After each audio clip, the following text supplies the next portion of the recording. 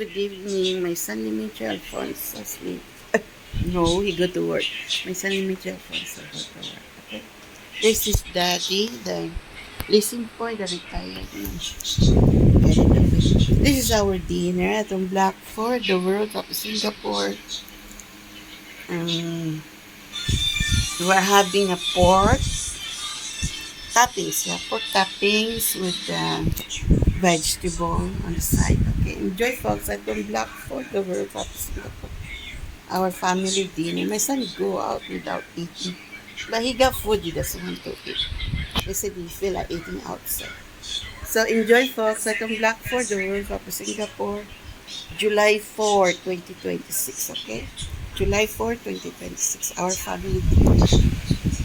Enjoy Singapore.